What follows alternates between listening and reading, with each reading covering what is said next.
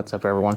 We have the Stihl FS91R here, and the problem is the rod in the center of the shaft is rounded out. The head is fine, the clutch is fine, but the rod on the inside, on the head end, is all rounded. I already took the head off to make sure it wasn't the head, and everything looks fine. I actually took the rod off completely, and then flipped it around, and the head spun, no issue. So I know everything is good to go. So the center shaft, or excuse me, center rod in the shaft is definitely our problem. Here's the weird thing. I would love to not replace a whole lot than I really need to. I'm not a parts person, I'm just a repair person. However, this part right here was $89. Just to get the rod that's in here, mind you, was $119. I don't 100% know why. I don't know. I think Stihl just has some interesting ideas. In addition to that, I don't know if you can see it, but right about there, it is looking a little crooked. So that's not a horrible thing. It's on a weed eater rack. Weed eater racks do bad things to these machines a lot of times, but it's not a bad thing we're replacing. Let's just put it that way.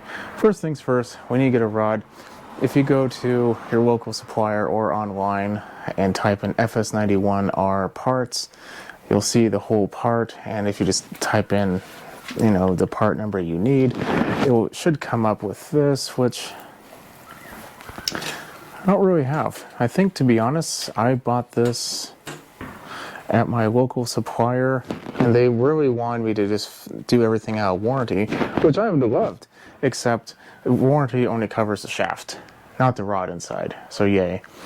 But yeah, point being, we're gonna get started. So first things first, we need to loosen everything up. I'm gonna loosen the one bolt on the head, and that head's gonna come off. That's pretty easy, it just comes right off. I'll show you what to do at the next part. First things first, after removing that, like I said, it's literally just one bolt. You loosen it, head comes off, super easy. We need to loosen the handle. I think these are actually already kind of loose, or at least one of them is. So that's loose. I think this is loose too. No, that was not loose. I also need to take this off. I need to loosen the handle.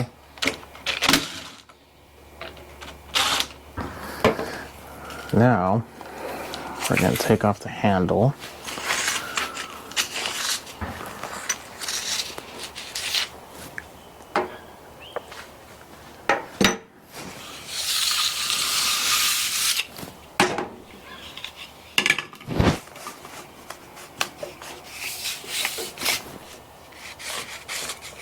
There we go.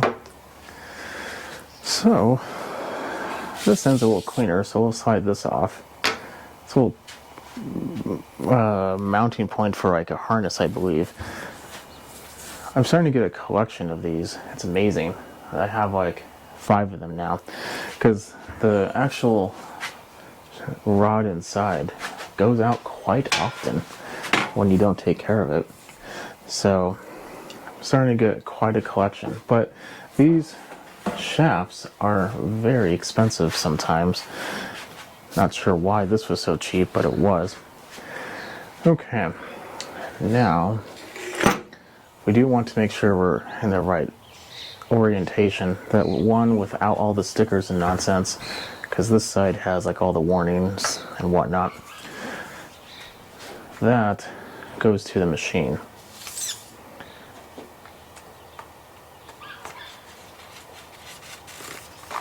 And we just slide it on through.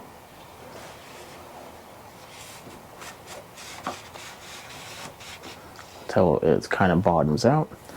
Then on the other end, I'm going to spin it. And my thing here is I want to see if the rod is going inside of the clutch. because that's important. I don't want to not be in the clutch. So I'm going to spend a little time. I don't think it's all the way in. And then how we're going to know is you can actually see the clutch spin when you spin the other end of the rod, the interior rod. Another way of knowing is that's roughly the length that you want, about 1 inch. If you have anything more than that, it's not all the way in. So insert joke here. Now we're going to put all of our little pieces back on.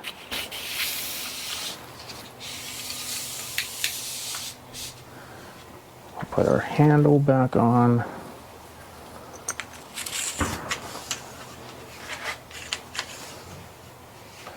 At this point, we're going to put the weed eater flat with the handle so we can tighten everything. Because in my experience, some people, there's only 2 types of people. People who have everything perfectly straight, and people who have it like the most jacked up angles you could possibly imagine. I don't know what they do, but they legit have like the weirdest angle on everything. For me, I look and see what it was like before I got it, and I just kind of take it from there. So that's always nice. We don't have the luxury of having witness marks now of where the handle and everything is supposed to go. So I'm just going to put it on where I think it should be. And if the owner wants to go ahead and put it back on the way he wants it, he can. It's just loosening up some screws. So now we need to put the head back on. The head, I don't want to say is the hardest part, but unlike the clutch, we can't really go off on the length or spinning it. I mean, we can spin the head, but it's more or less like a by the feel type thing going on here.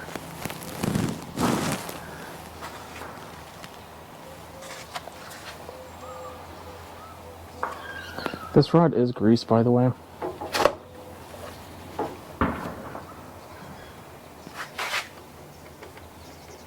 I don't think it's on. Now it is. I'm spinning the head. The head will spin the internal gear, and then the internal gear, when you spin the head, will move the clutch. And I felt it bottom out. That's usually a pretty good sign.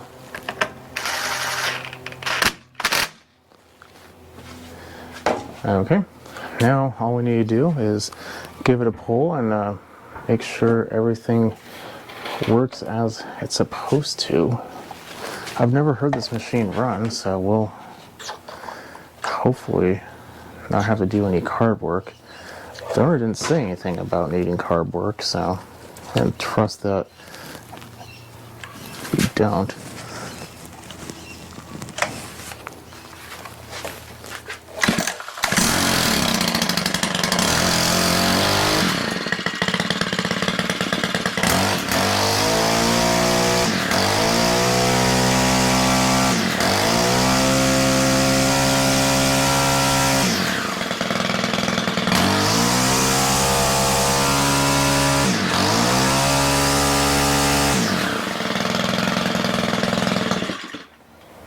Yep. Everything looks to be good. Hopefully you saw all that, but I put the head on the concrete. It's smooth concrete, I know, but if it wasn't in all the way, it would have stopped. I'm gonna probably, I don't know, weed eater some edges of my lawn or something real quick just to make sure. But other than that, it's a pretty simple process. You just have to remember the stacking. You just have to make sure everything is actually in its place. It's not too difficult, so let's not make it any more difficult than it has to be. And then, yeah, so if you are in the awkward situation where you also found out that your inner rod is rounded, I forgot to tighten up that little piece. Look at the price of the whole assembly. It very well might be cheaper. I don't know if it's because it's shipped differently or what, but it was a lot more expensive. it doesn't say shipping caused it to be more expensive, just the total price was more expensive. So I'm sure if I bought it, I could see the breakout of it, but I didn't want to go down that road, saving some money for the owner. But at least at this point, we got rid of the little curve. The rod is good, and everything should be a-okay. So if you like what you see, keep watching, subscribe, follow me on Instagram at SmallEngine101. If this helped you out, put a thumbs up because that helps me out a lot. And I'll catch you on the next one. Have a good night.